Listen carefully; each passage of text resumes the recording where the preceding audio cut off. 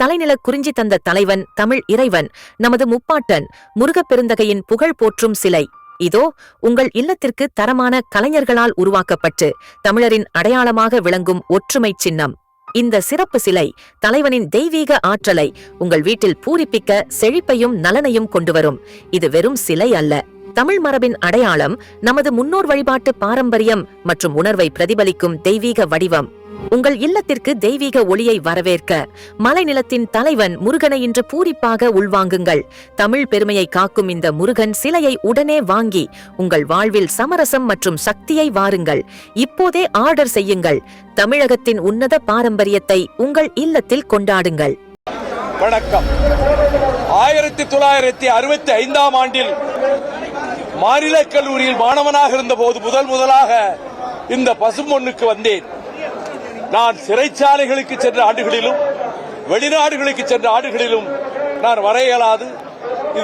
இது 49வது ஜெயந்தியாக நான் கலந்து கொள்கிறேன். பசும்பொன் தேவர் திருமகனார் மீனாட்சி அம்மன் ஆலயத்துக்குள்ளே தலித் மக்கள் பிரவேசிப்பதற்கு வைத்தியநாத ஐயருக்கு பக்கத்துணையாக அறிக்கை விட்டு கலவரம் செய்ய யாராவது நினைத்தால் அடியேனும் நான் ஆலயத்துக்குள்ளே வருவேன். விளைவுகளுக்கு நீங்களே பொறுப்பேறி சிகை அப்படி சுருண்டு இருக்கும். ஆஜானுபாகுவான தோற்றம். அவருக்கு அருமையாக சிலம்பம் தெரியும். ஒரு முறை அவர்களுடைய வண்டியை எதிர்த்தரப்பினர் மறித்த போது அவரே இறங்கி சிலம்பக்களியை வாங்கி அனைவரையும் விரட்டி அடித்த உடல் வலிமையும் கொண்டவர். நேதாஜி சுபாஷ் சந்திர போஸுக்கு தலகர்த்தராக தென்னாட்டிலே ஒரு நேதாஜியாக வலம் வந்தவர்தான் பசும்பொன் தேவர் திருமகனார். அவர் தேர்தலில் போட்டியிடுகிற காலங்களில் அவர் ஓட்டுக்கட்டு எங்கேயும் போனதில்லை. லட்சக்கணக்கான ஓட்டுகள் வித்தியாசத்திலே அவர் வெற்றி பெற்று வந்தார். இப்பொழுது இந்த தெற்கு சீமையில் அனைத்து சமூகத்தினரும், முக்குளத்தோர் சமூகத்தினரும், தேவேந்திர மக்களும், பல்வேறு சமூகங்களைச் சேர்ந்தவர்களும் ஒற்றுமையாக இருக்க வேண்டும் என்பதுதான் இந்த வேளையில் என்னுடைய வேண்டுகோள்.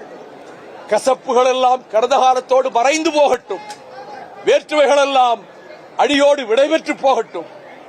அனைவரும் யாதும் ஊரே யாவரும் கேளு என்பது போல சகோதர பாசத்தோடு இணைந்திருந்து வேளாண் பெருமக்கள், நிலத்தை நம்பி உழுது பயிரிட்டு வாழ்கின்ற விவசாய பெருமக்கள் நிறைந்திருக்கக்கூடிய இந்த மண்டலத்தில் அமைதியும் சகோதரத்துவமும் சமத்துவமும் சமூக நீதியும் ஓங்கி பெருகட்டும்.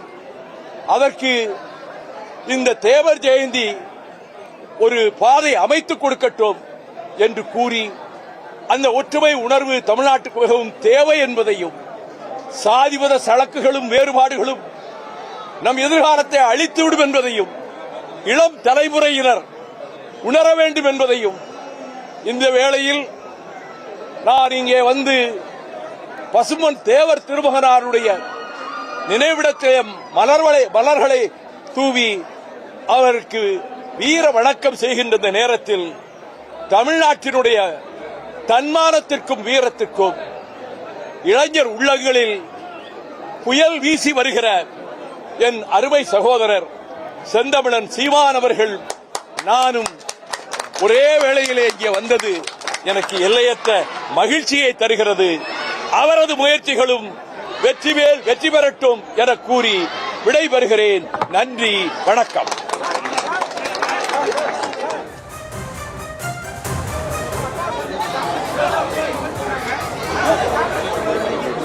அதெல்லாம் காலம் கடந்து போய் எத்தனையோ வந்துருச்சு.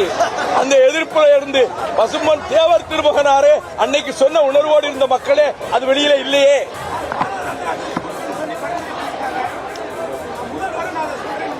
நானும் போகி சொல்றேன், பாரத ரத்னா விருது வழங்கப்படட்டும்.